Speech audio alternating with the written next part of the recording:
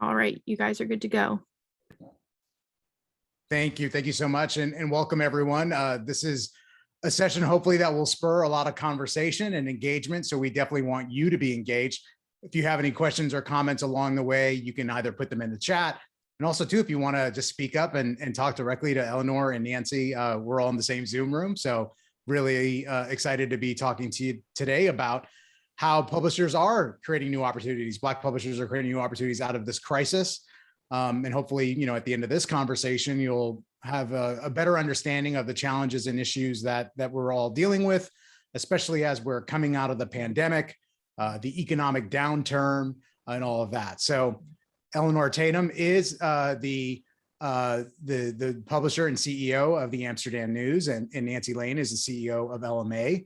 And back in 2020, they came together initially with what was going to be a digital transformation lab of 5 publishers. And then I know that there was a phone call that happened on a weekend that really spurred a thought about this, which came on the heels of the murder of George Floyd. So Elinor, why don't you start with the kind of initial story and concept around how the 5 publishers came together and how you reached out to Nancy, because I think that's a really important story that everyone understands.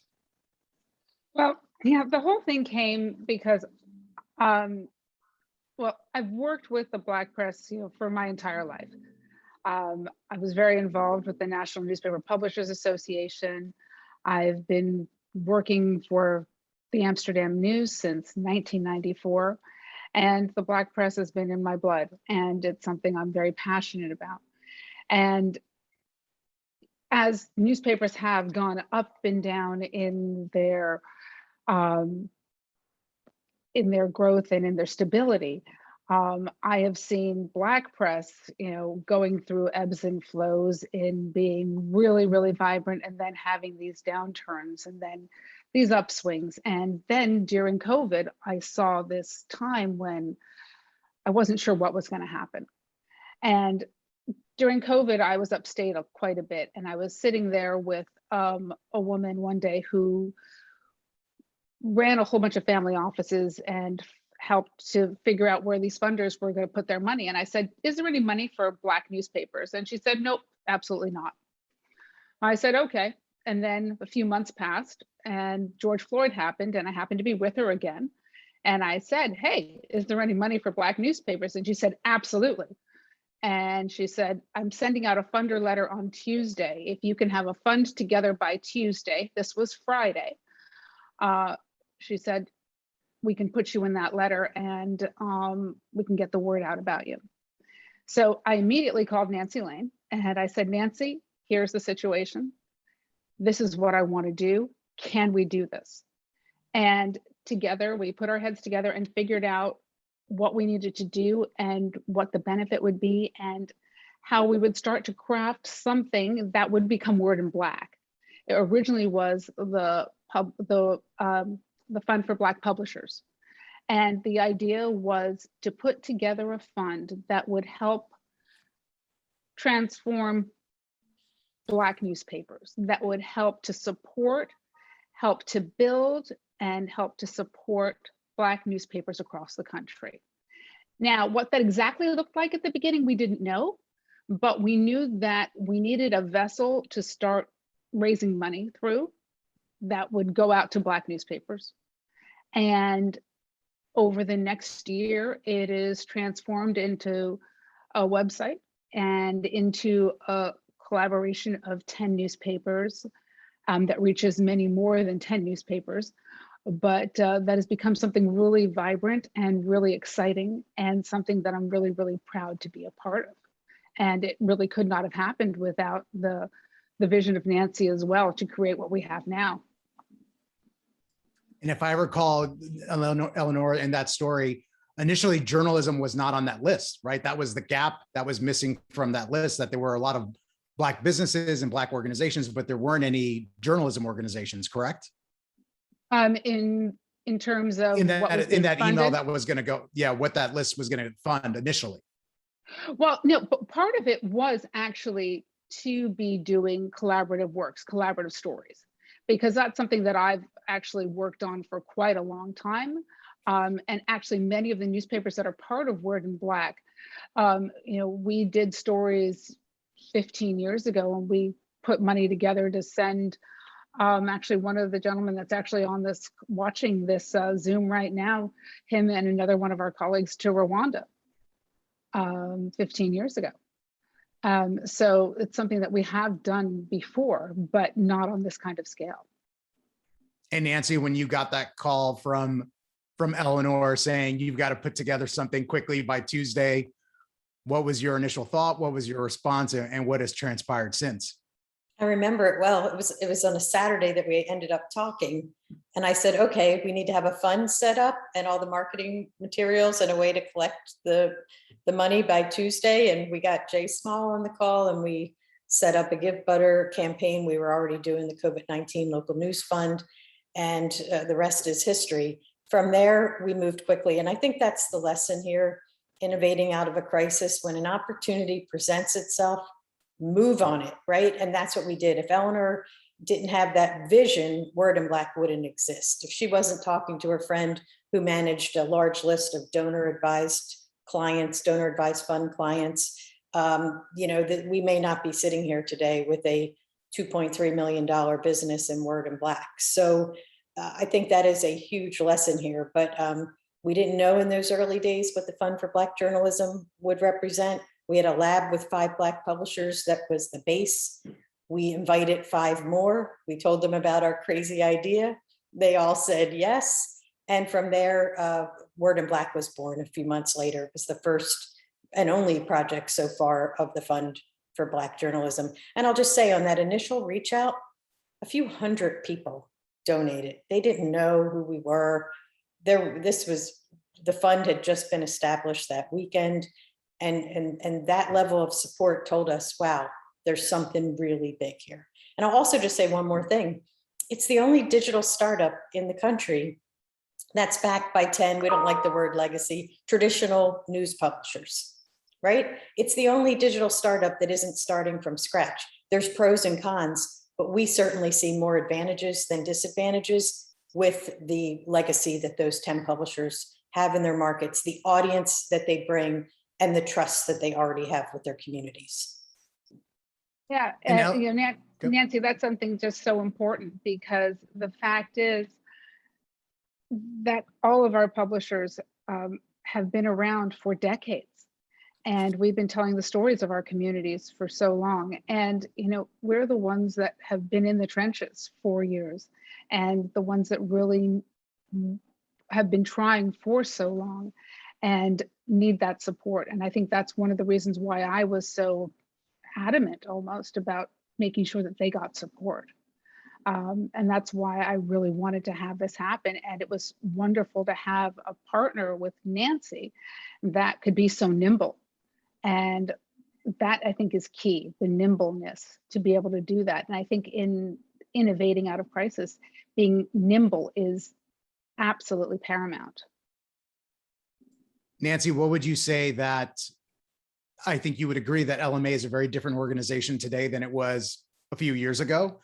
What do you think has changed and pivoted about LMA, and how has LMA been able to really take, to be able to partner with 10 Black publishers in standing up Word in Black? So we're in the middle of a 3-year strategic plan that started in early 2020, and then COVID hit. But honestly, it set us up well for the crisis that had happened. And we were focused on 4 pillars, and we still are. So business transformation, think reader revenue, branded content, OTT, all the things that we have to do and do better, as a regular course of business. Sustainability for publishers of color, very important pillar to us. We had the lab going with the 5 publishers. It was the only project that wasn't funded in 2019. The only project that wasn't funded was a lab for 10 Black publishers, or 5 Black publishers, and every funder said no, and we pitched it to 10. So wow, a lot has changed because now funders are seeing the value. Industry collaboration. So we manage 5 collaboratives, such as Word in Black, the LMA covering climate, Oklahoma Media Center, and Solving for Chicago. And the 4th pillar with this conference is all about journalism funded by philanthropy. So if you think of those 4 pillars, and then COVID hit, like they were 4 great pillars to have, because we were already going down those roads with those pillars, and they all set up well to respond in a crisis. I will say that one positive thing that came out of COVID, and there are many positives, was that the transition to a digital future was greatly accelerated for many local media companies, and certainly for the Black publishers, in a way that would never have been possible pre-pandemic, because it forced everybody's hand. In some cases, they couldn't print the newspapers, they couldn't distribute them in their normal places like churches and stores because things were closed down. And guess what? It forced everybody to get better on the digital side. And so, Elinor, why don't you take us back to April, May 2020 and talk about the challenges that you were facing at the Amsterdam News when advertising, took a huge nosedive, and you couldn't print all your papers. What did you do to survive and thrive? Well, I mean, from one day to the next, we had to first figure out how to collaborate with all of our staff electronically. We were used to being face to face in our newsroom, in our office building. And then all of a sudden we had to, be on computers and talking over the phone and talking via Zoom, which we hadn't really used before. And so that was the first thing. And then we had to figure out, when all of the newsstands basically in New York City were closed, how to get newspapers out there. How do we get our message out? How do we get to all of our community who were our loyal readers? So one of the first things we did for our readers was we partnered with some of the local organizations that were getting food out to communities. And we got our newspaper delivered to all over at least the Harlem area through the food deliveries that were going out. So one of the places up in Harlem, the Greater Harlem Chamber of Commerce, was passing out food bundles twice a week. And so there was an Amsterdam News in every one of those packages. And so that was going out to a few thousand families every week. And so that was one way we were making sure that things got out to, that our newspaper got out to the community. Other ways that we were doing that was that we started a COVID newsletter. So made sure that COVID information was getting out to our community. But then we started writing for grants. And that was the first time that we did that. We found, a few grants here and a few grants there. Some were for $5,000, and then some were for $95,000, and others were for $195,000. But that was the first time we'd ever done that. We had never looked at philanthropy as a way to work with that. And, we were a newspaper. We were a for-profit business. We hadn't thought of that as a way to continue, moving forward. So, with some of the grants, they helped us get technology that helped us move to that digital way of working, to help upgrade our computers so that our editors and our reporters could be on more up-to-date technology, to be able to be on Zooms that wouldn't break up every 10 seconds, and to have new phones so that they could be filing stories from outside or from their apartment when their internet went out. Very simple things like that we just take for granted. And so there were a lot of things that got funded that you wouldn't actually think of as necessary, but really were, but that we really couldn't have done, and really couldn't have done as effectively without those grants. And Nancy, I think Elinor kind of said something in there that has occurred to me as we've been doing this work, is that philanthropy has historically been thought of as solely supporting nonprofit media. But Elinor, you're a for-profit media organization.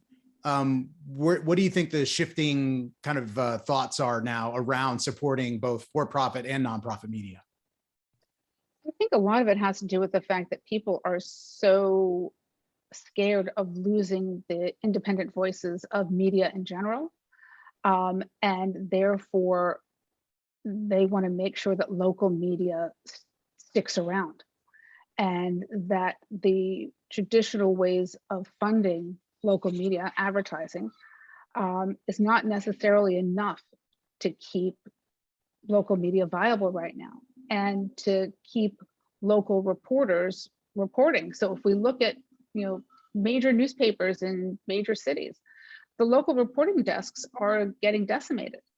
And it is the local newspapers, the smaller local newspapers that are actually the only ones doing a lot of local reporting. So if those go by the wayside, there is going to be no local reporting. And so especially with, Black newspapers, we're the only ones that are really doing the real community reporting of our communities. And it's really important that we're there. So the whole idea of getting funding from other sources to really be covering certain beats and certain aspects of our community is really important. And so I think that's where that is coming from. And people are seeing the need and seeing the wonderful reporting that is coming out of it, and are really excited about that and really understanding the stories within our communities. Yeah, and I'll add to that. I'll tell a story. We were at the Night Media Forum in February of 2020. Like we didn't know what was about to hit us. We were all at the Night Media Forum and we were talking. We had 12 meetings with funders.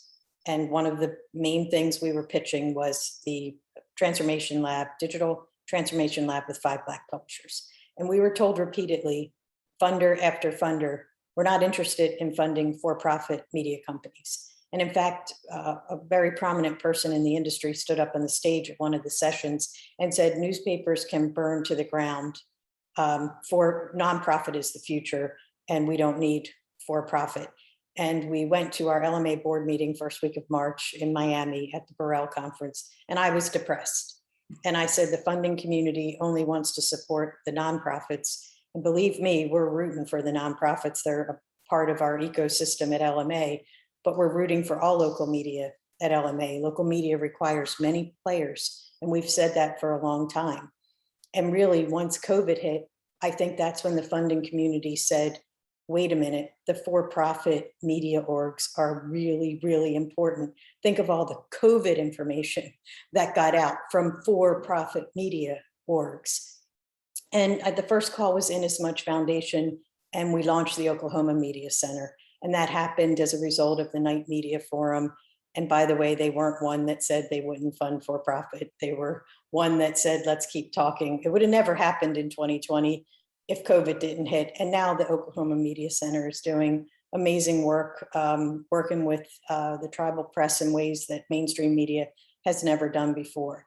And from there, it was one call after another, where funders started saying, wait a minute, there are really good for-profit local media organizations out there, and they deserve funding as much as the arts, education, healthcare.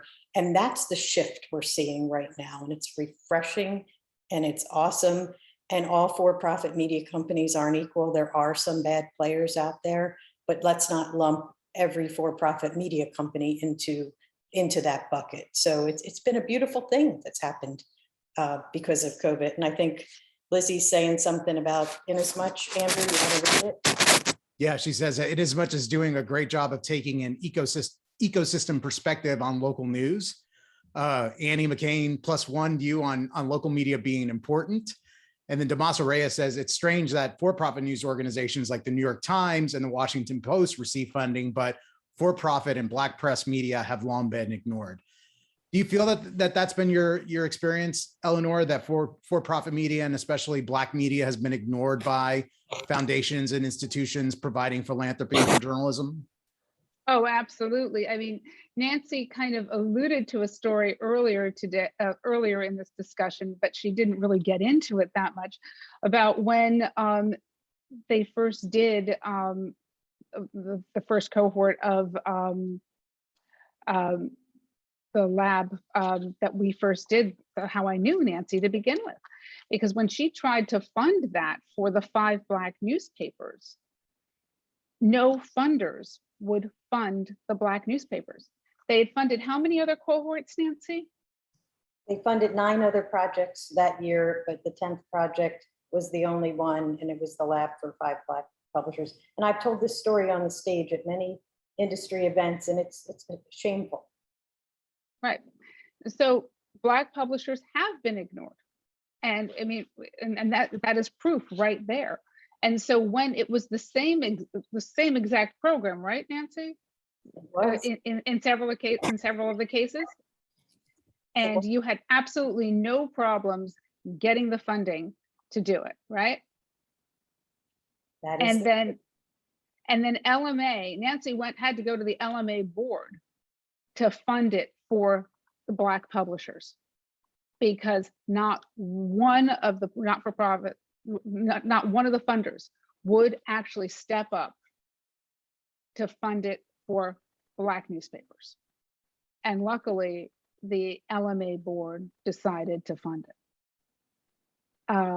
And that's what brought the original 5 together. Now, I don't know what you call that, except for racism. But there has been a change. What's that change, Elinor? What's been that change?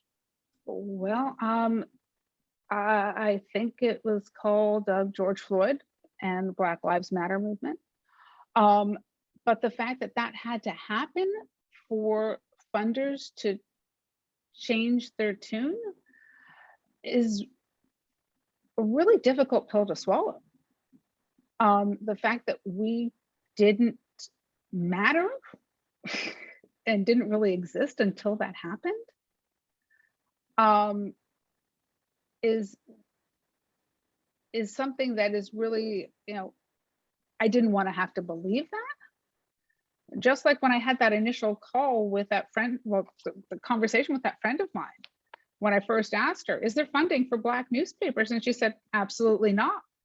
And then after after George Floyd, I asked her, is there funding for Black newspapers? And she said, absolutely.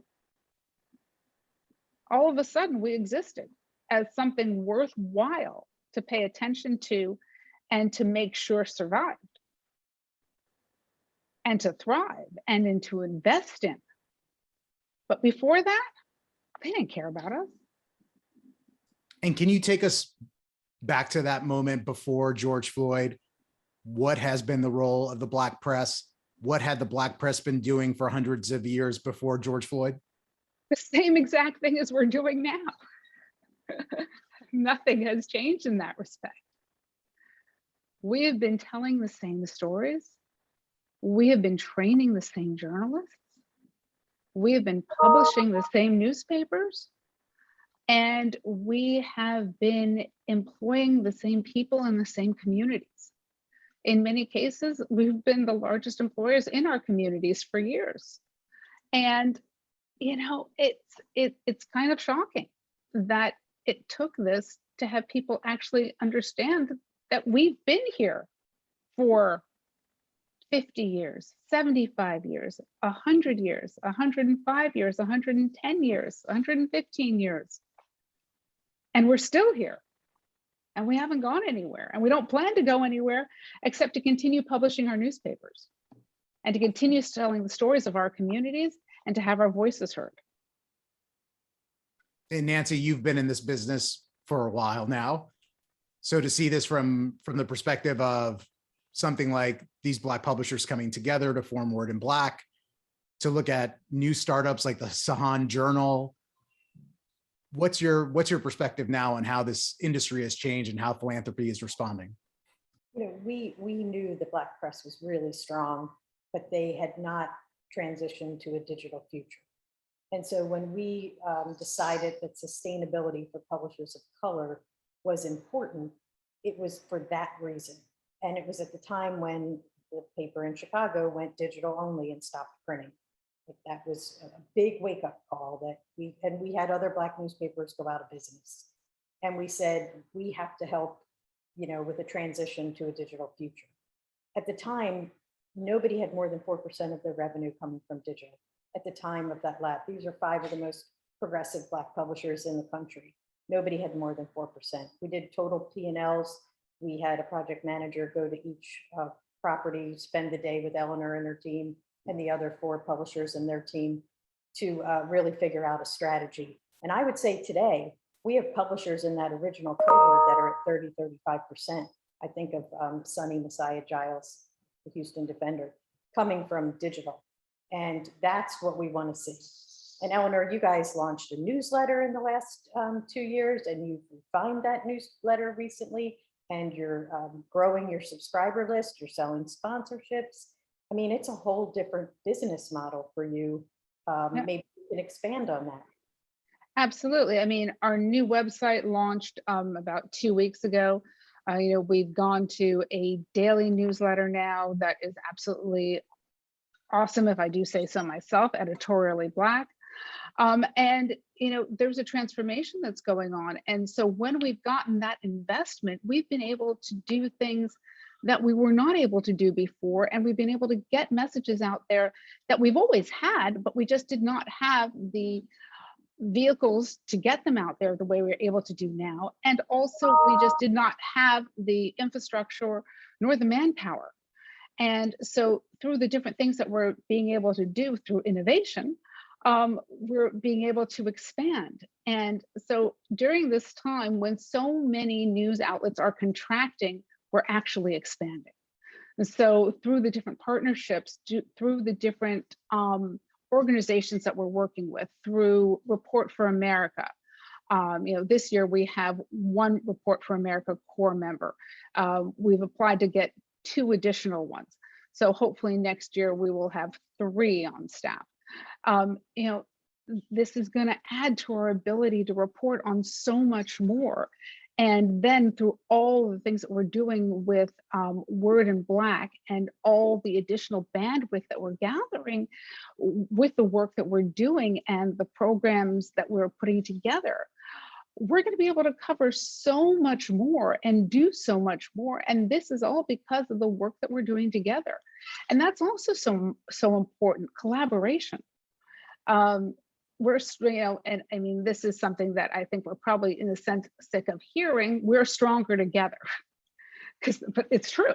We are stronger together. When we work together and we collaborate, we're able to do a lot more. And that's exactly what we are doing. Yeah, Nancy, can you dig into that a little bit more around collaboration? Because everyone hears collaboration, but I don't think they know what collaboration means. And you've talked about collaboration being hard work, but what is it to be in a collaboration? It's super hard work, number one. And the ROI is huge when you put in the work, when you do the heavy lifting. And in addition to Elinor, Larry Lee is on this call, who's in our Word in Black collaborative with the Sacramento Observer. And why is Word in Black so successful? Why are we just past 2.3 million in funding, and we soft launched in August of last year and officially launched in June of this year? I'll tell you why. These publishers are on a call every Friday for at least 90 minutes. And some of those calls have gone 2 to 2.5 hours, Elinor and Larry and Andrew, as you all know. But what do we do on those calls? We're working on strategy. We're doing the heavy lifting. And those publishers are on more than just that weekly call. They're on committee calls and calls with our partners like News Revenue Hub. And I would say there's 100% buy-in. And for anything to work, there needs to be 100% buy-in at the very top level in the company. We're devoting 2 days at the end of this month to strategic planning with this group, because we're treating this as a digital startup, a new business, while the 10 publishers also have their own local businesses to run. And they're learning a lot from the work involved with a national digital startup. Why else has Word in Black been successful? Because the funding community has stepped up big time to support the work. So, kind of started with the Walton Family Foundation and a small amount of money for education reporting. And from there, they introduced us to Chan Zuckerberg Initiative. And all of you on the call know this. The best thing that can happen is when one foundation or funder introduces you to another, someone you don't know. You're not doing a cold call. You're not giving an LOI without knowing who you're sending it to. When that introduction is made, that's golden. That's what you want. And so we met Chan Zuckerberg Initiative, and it's been a match made in heaven. And they supported us at a pretty big level in 2021, established many education beats for all 10 Word in Black reporters. And now the renewal is going to be quite a bit more, enable us to do a lot more with education reporting. They supported a data journalist. We're taking that person to full time. with the new funding and doing a lot of other things. You know, Facebook and LMA joined together to pay for the first year of the full-time managing director, and that was Nick Charles. And for those that don't know, we lost Nick to NPR to be the head of the entertainment and culture suite with a staff of 35. So can't be too upset for losing our managing director to such an amazing opportunity. Google News Initiative and the Innovation Challenge funding, 300,000. That's what really put us on the map, because then we can launch a national website, a newsletter, and a membership campaign. So we did that in June. And do you know that we just passed 10,000 subscribers? Hundreds have contributed financially as founding members, many with recurring donations that right now, early on, represents over 30,000 in annualized revenue. And we just launched in June. So this is easily going to be a six-figure revenue stream in year one. And that's with very light marketing, and we're still in our infancy. And from there, we've worked with some companies that might surprise you. AARP is supporting our work via a journalism project on caregivers. It includes stipends to the publishers to produce some stories along those lines. And guess what? We're calling them a hybrid funder because they're also funding infrastructure. How awesome is that? So there's a little branded content involved. There's some journalism funded by philanthropy, and there's support for infrastructure. Who knew? We didn't know there were funders out there at brands like AARP that would be willing to do that. Guess what? They are. McKinsey just signed as our newsletter sponsor for all of 2022. And so we're in discussions with lots of others, as I'm sure all of you are, but they're not all the usual suspects. And so I would encourage all of you in your own businesses to think outside the box. Yeah, go after the low-hanging fruit and the obvious foundations that everybody knows that everybody's going after. But there are a whole layer of, call them funders, call them corporations, call them brands. They're not foundations that are out there and willing to work and support you. The learnings from the launch of Word in Black are helping to elevate all 10 of the publishers' businesses. And I mentioned News Revenue Hub earlier. We would never have been able to afford News Revenue Hub. They're expensive, you know, and for a reason. They're really good at what they do. Many of you know them and use them. And they're really guiding us on our newsletter and contribution membership strategy. But through that process, our 10 publishers are able to take what they're learning there and apply it to their own businesses. So Elinor, maybe talk about whether it's News Revenue Hub or any of the other learnings we've had from Word in Black, how you've been able to take that and improve your business at Amsterdam News. Well, you know, it's been really interesting because, you know, with all of those tools that we've been able to get and take advantage of, all of those tools are wonderful if you have the right people to help implement them. And if you don't have people to implement them, they are actually useless, right? If you don't have a good team. And so one of the other things that happened to us during, you know, the pandemic and during all of this is that we lost the head of our sales department. He left to go to another organization that is going to be helping other publishers. And so all of a sudden I was in a crisis. And again, I had to figure out what we were going to do, how we were going to keep on going forward. And here's another place I had to kind of innovate. And I was like, okay, where am I going to go to find a person to lead the sales part of our organization that's going to be driving revenue? And I decided to think out of the box and not necessarily look for somebody that's just a salesperson. And I took advantage of this individual leaving to find somebody that was going to be able to do so much more than the last person did.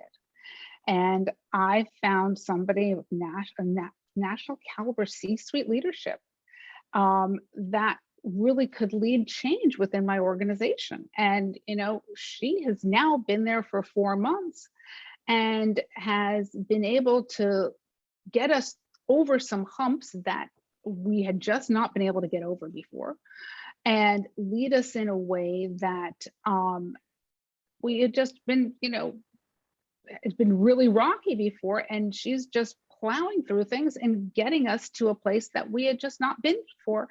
And, training folks and leveraging new resources and leveraging old resources and finding us new connections and working with our, it's just amazing what happens when you bring new blood in. And so I think a lot of times we think about when someone leaves as a problem, but it so many times can be such a great opportunity. And I think we have to not be scared of change. And again, we have to use change as our friend. I know in this particular case, it has been. Now we can use the resources that are at our fingertips in a much fuller way than we were able to before. And to get our entire staff engaged in ways that we weren't able to before. And that's extremely exciting. And it's really, and we're able to expand our staff and get more people involved through the things that we've just been talking about.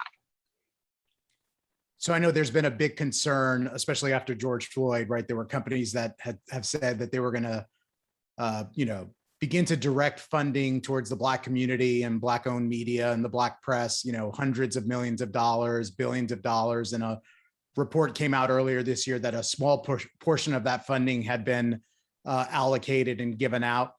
Is there any concern from either you, Elinor, or Nancy, that interest in funding Black journalism, Black infrastructure for journalism, and everything that you've described is going to wane anytime soon? And if it does wane, what do you think organizations need to do?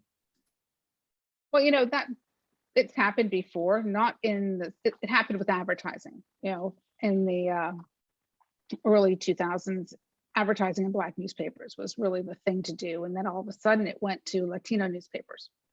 And then it just went out of newspapers altogether.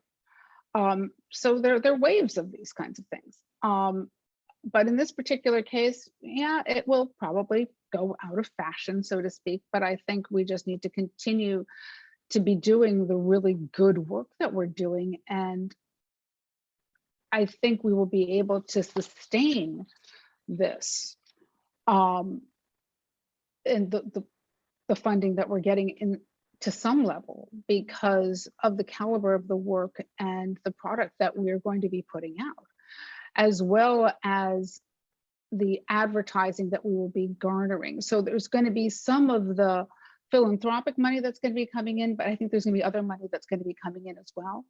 And we're also going to be figuring out other revenue streams that are going to be sustaining us. So while this support is very helpful now and very necessary right now, some of it is going to lead to being able to sustain ourselves in other ways that may not have to rely on that philanthropy. Nancy, when you that's see, my hope. I'm looking at I think you. you're going to talk about the donations. I'm looking at you and laughing because we've been on calls nonstop the last 2 weeks, 6 in the morning, 7 o'clock at night, working on proposals for interested companies, brands, foundations, coming out of the woodwork. I don't think it's going away anytime soon. I think people really want to reach Black and brown audiences, and they have put aside substantial budgets to do so. And so what we're hearing now is, we're so glad we found you. They love the work of Word and Black. We're focused on racial inequities in America. I don't think we said that at the start. That is what we do. Plus we have the 10 local brands who are doing that in their own markets. So there's the power of collaboration right now. We're getting the attention of brands and foundations that wouldn't do one-offs. They don't have the resources to make 10 different deals with 10 different publishers. This is why industry collaboration is so important. We're talking to a pharmaceutical company right now that wants to reach Black audiences. And the proposal that they gave us the budget is $200,000 to $300,000. These are big budgets and they just grow. You do a good job, you deliver, the next time it's higher. And so I think we're at a really great point in time where we need to reach out, let people know what we do, that we're out there, collaborate with others that make sense, and make it easy for foundations, brands, corporations. We have 2 bank presentations coming up. So we invite guests on our Friday calls with the publishers. The next 2 weeks, we have people really high up. You would know some of the names at 2 of the largest banks in the country. And these financial institutions have big budgets put aside, to reach to Black and brown audiences. And the list goes on and on. We've had 2 foundations that are going to fund us, confidential at this point. They called us. So guess what? We asked 10 people to fund us and everyone said no. And now people are calling us. So yeah, something magical is happening right now, and take advantage of it. Be prepared for it. Have a good pitch deck ready and tell your story. There is money out there. Yeah, and with in that same vein, those people those banks and everyone else that is coming to us now is going to also see the response that they get from the work that they're doing with us. And that in itself is going to make them want to come back and do more, because the response that they're getting in general is really positive from the work that they're seeing and they're doing with us. And oh, by the way, Nancy, I have another connection that I made this week that we need to talk about because they're interested in doing some stuff with us. So we need to talk a little bit later about that. And there was another question. Yep, one of the questions was, have you hired a development person full-time to do this? And I know Nancy and I are acting as your development folks, but have you decided to hire a full-time development person, and what is that role? Well, we have had somebody that has been working with us since just before the pandemic, actually, but really, working a lot more with us during the pandemic on writing a lot of our grants. So they've been doing, but that's been a part-time gig for them with us. And that has been, he's been absolutely instrumental in helping us get the grants that we have gotten. We really could not have done it without him. And it's been really wonderful to have him. And he's someone that we've worked with for years and years and years, but never in that capacity. And he was one of our freelancers. And it was really his idea to start doing it in the first place.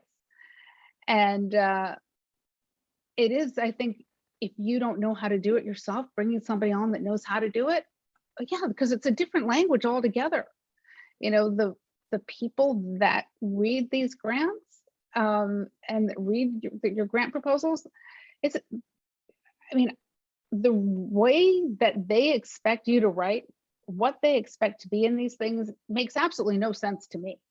But it makes sense to them, and that's what's important. And we got 13% of our 2020 operating budget from grants. And Nancy, LMA is not just a fiscal sponsor of this project. And I laugh because we talk about how much work goes into this, but talk about some of the work that has gone into making Word in Black successful to this point. Yeah, so we serve as the managing partner plus fiscal sponsor. And for now, it's the LMA team that's been heavily focused on the fundraising. But on the call, I think it was last Friday, with some funding that came in, the group has voted that we will dedicate a resource in 2022 to sales, marketing, and fundraising. So all these branded content opportunities that are out there, newsletter sponsorships, foundations, grants, somebody who can do all of that. And there are plenty of great people out there. At LMA, we brought on a 20-hour-a-week resource because no one on our team came from the fundraising world. A lot of us had sales experience, but it's a different ballgame, like Elinor says. And that's been game changing for us. So Therese Carthal, she used to do head up fundraising for the Pritzker School of Law for Northwestern University. This, is what she does for a living. She understands a donor funnel. She speaks the fundraiser language that none of us had. So she now has us very focused at LMA. We have monthly meetings with all of our collaboration directors where we help each one with their own fundraising goals. And all of them are doing really well. I mean, Oklahoma Media Center, is approaching $1 million in funding. Oklahoma is a smaller state. Chicago, Liza, thanks to Solutions Journalism Network, it was a renewal for us in Chicago, and that was the first one we launched. That one's been the hardest one. We thought a big market like Chicago wouldn't be a problem. There's just a lot of collaboratives already in Chicago. Covering climate, Frank Munging's on our call, who runs our Lab for Journalism Funding and LMA Covering Climate Collaborative. We announced a $200,000 deal with Google, and it's on the technology side, the business side. So yes, we're producing great journalism, but we always have an eye on business transformation. And this is a story sharing platform that is very easy to monetize, which is why Google was attracted to that kind of funding. So you have to always find the love language of the funder, as we like to say. Frank, I knew you would smile. And that's Google's love language. They're not going to fund journalism. But yes, they would love to fund the story sharing technology. And Elinor, do you want to share any early lessons from the Philanthropy Lab, which you've been a part of, you're now a part of with Frank? How is that going, and what are you learning? Well, one of the things that I am learning is that you've got more contacts than you think you do. And that you really have to go into your phone and actually look at who is there and who you actually know, and leverage that and dig deep into it and see who knows who and how they can help you. And you'll find that you know a lot more people than you think you do. Well, we're wrapping up. We're about 10 minutes left in the session. I want to really open this up to Q&A, but Elinor, a kind of final thought about the opportunity, the challenge of all this work. Where does it position you? How are you positioned to go into 2022? Well, I think we're going to go into 2022 in a much stronger position than we went into 2021. Because I believe that we've got a team now, and we're building even a stronger team that is going to be able to hit the ground running in a way that we weren't able to in 2021. And we've got a website and a newsletter and more training under our belts. That's going to put us in a place where we're going to be able to deliver more content and more products. And I think it's just really exciting. And I think it's reinvigorating everybody in our staff and our readers as well.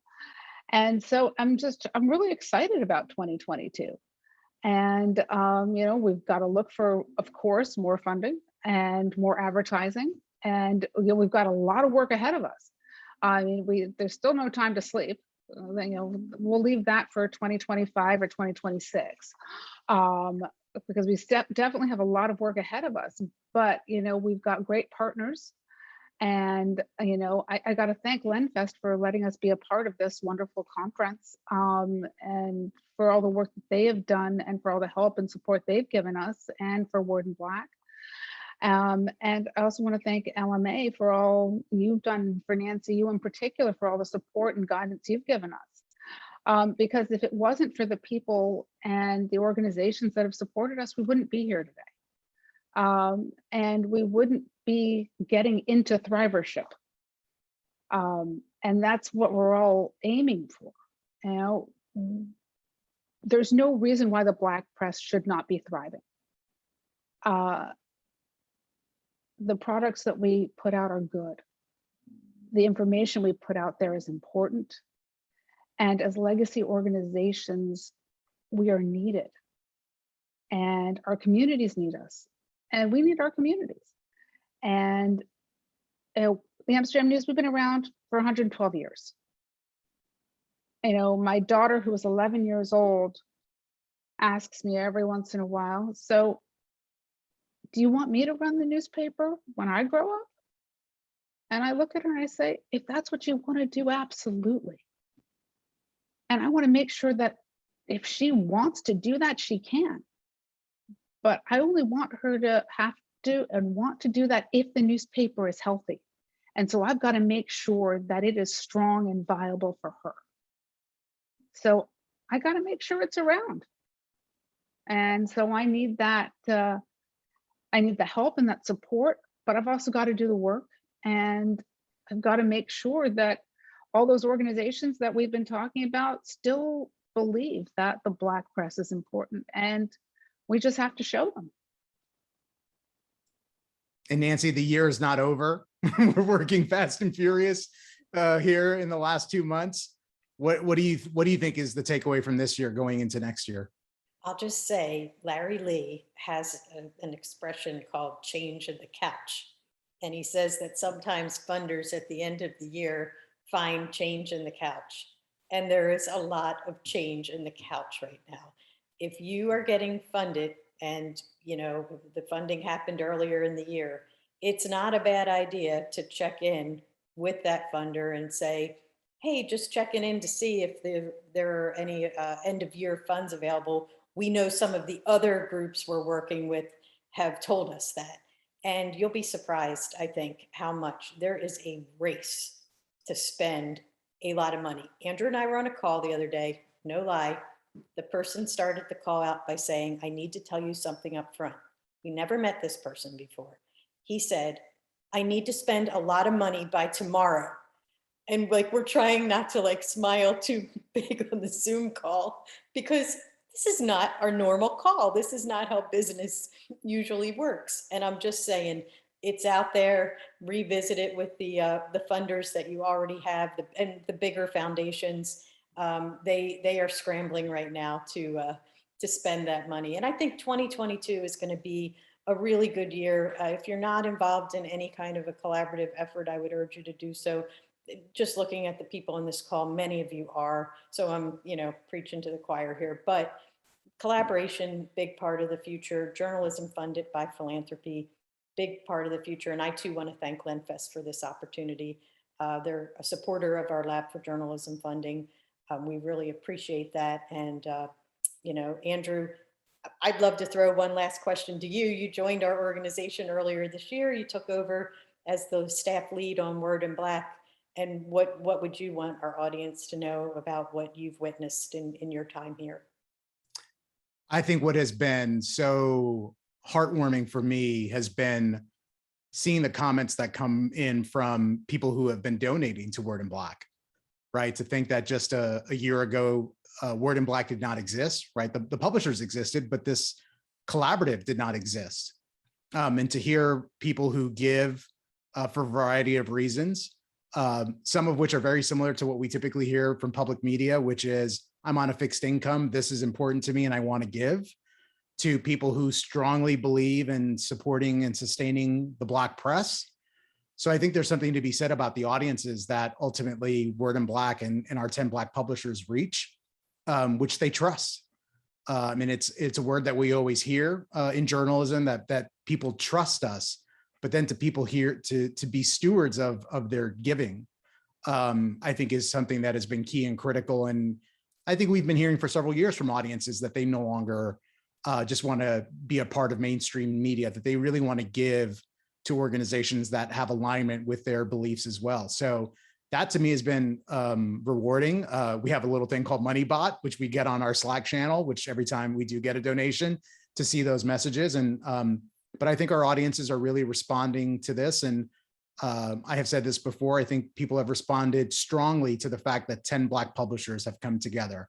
And there's an image that we have of our 10 Black publishers kind of like as a billboard, but people want to see their content reflect their communities and their needs. And I think whether they knew it or not, the Black press has been there for hundreds of years. And this might be the first time that some people who are giving to Word in Black are being introduced to the Black press. So there's a lot of room for growth and opportunity. And I think our funders are seeing that, our corporate sponsors are seeing that, and our individual donors are seeing that. So, so yeah, I think we're in a great spot, and thank you for the question. And I want to thank you, Nancy, and thank you, Elinor, and thank you, LenFest, for inviting us to this great session. And with that, I'll turn it back over. All right. Thank you, everyone. This was obviously such an amazing panel. It was so wonderful to have you all here with us. That's the end of our session. This is all recorded, so if you missed out on anything, there will be a recording coming up later. Also, for those of you interested in end of the year fundraising, LendFest is hosting a workshop next week. You should have gotten some information about it if you've gotten Summit emails, but you can reply to that email if you're interested in that as well. But thank you once again, Elinor, Nancy, and Andrew for such a wonderful presentation. And thanks everyone for coming. Have a great And day. if anyone Thank wants to stick you. around and have questions or whatever, Nancy and I and Elinor can stay if you do have any questions or comments. So Yes, for sure. And also see you tomorrow at 11:30 a.m. for the start of the next session. I'm going to stop the recording.